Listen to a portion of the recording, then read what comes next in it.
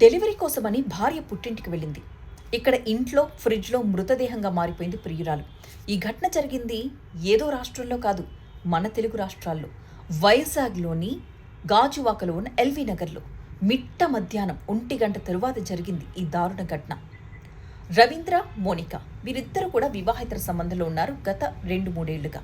అయితే రవీంద్ర నేవీలో టెక్నీషియన్గా పనిచేస్తున్నాడట. మోనికాని ఇతని పెళ్లి కంటే ముందే ప్రేమించాడు. కానీ ఇద్దరికి ఏం జరిగిందో బ్రేకప్ అయిపోయింది. తర్వాత రవీంద్ర వేరే అమ్మాయిని వివాహం చేసుకున్నాడు. మళ్ళీ వీళ్ళిద్దరు ఎప్పుడు టచ్లోకి వచ్చారో తెలీదు. భార్య పుట్టింటికి వెళ్ళినప్పుడల్లా ప్రియురాల్ని ఇంటికి పిలిపించుకుంటూ ఉండేవాడట. ఈ క్రమంలోనే నిన్న ఉదయం కూడా మోనిక రవీంద్ర ఇంటికి వచ్చింది. మధ్యాహ్నం వరకు అంతా బాగానే ఉంది. ఆ తర్వాత ఇద్దరు ఏం గొడవ పడ్డారో ఏమో కానీ మాట పెరిగి ఆమెని చంపేసే వరకు వెళ్ళిపోయింది వ్యవహారం. చంపేశాడు. మృతదేహాన్ని ఏం చేయాలి మరి? ఏం చేయాలో అర్థం కాక శరీరాన్ని ముక్కలు చేసేసి కొంత భాగాన్ని ఫ్రిడ్జ్లో దాచేశాడు. ఇంకొంత భాగాన్ని నీట్గా కవరప్ చేసేసి ఒక బాక్స్లో పెట్టి ఒక రూమ్లో ఒక మూల పెట్టేశాడు.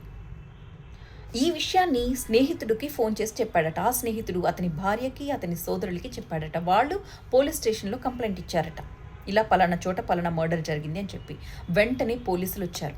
ఇంట్లో తలుపులు పగలగొట్టి తాళం వేస్తున్నప్పటికీ తలుపులు పగలగొట్టి అంతా వెతికితే ఏం కనిపించలే, అంతా నీట్గా ఉంది. ఆ తర్వాత మళ్ళీ వెతికారు. అప్పుడు రూమ్లో ఒక మూలగా పెట్టున్న అట్టపెట్టి మీదకి పోలీసుల దృష్టి వెళ్ళింది. దాన్ని ఓపెన్ చేసి చూస్తే ఇంకేముంది? రక్తమూడుతూ శరీర భాగాలు. ఫ్రిడ్జ్లో ఇంకొన్ని భాగాలు, తల లేదు. అక్కడ ఇంకొక బృందం పోలీసులు ఈయన సెల్ ఫోన్ని ట్రాక్ చేసుకుంటూ వెళ్ళి రవీంద్రని క్యాచ్ చేసేశారు. ఎందుకు చంపేశావురా నాయన అంటే పెళ్లి చేసుకోమని ఒత్తిడి తెస్తోందట. డబ్బులు డిమాండ్ చేస్తోందట. తన భార్యకి చెప్పేస్తానని బెదిరిస్తోందట. అందుకే చంపేశాను, అడ్డు తొలగించుకోవాలనుకున్నాను అంటున్నాడు ఏమాత్రం పశ్చాత్తాపం లేకుండా. తను కూడా సూసైడ్ చేసుకోవాలనుకున్నాడట. ఆమెను చంపేసి తను సూసైడ్ చేసుకోవాలి అనుకునేవాడు అసలు సిచ్యువేషన్ ఇంతవరకు ఎందుకు తీసుకురావడం? భార్యకి చేసిన తప్పు చెప్పి ఒప్పేసుకుంటే అయిపోతుంది కదా, క్షమిస్తుంది కదా ఆమె. ఇంకోసారి ఇలా తప్పు చేయనని ఏ కాళ్ళో వేళ్ళో పట్టుకుంటే అయిపోయేది కదా. అక్కడ ఆమెను చంపేశాడు. ఇక్కడ ఈమె జీవితం నాశనం అయిపోయింది. వీడి జీవితాంతం కటకటాల వెనక ఉండాల్సిందే. పాపం అతనికి ఆల్రెడీ ఒక పాప ఉంది. ఇంకొక డెలివరీ కోసం పుట్టింటికి వెళ్ళుంది ఆ ఇల్లాలు. పిల్లల భవిష్యత్ ఏంటి? ఆలోచించరా ఇలాంటివి చేసేటప్పుడు?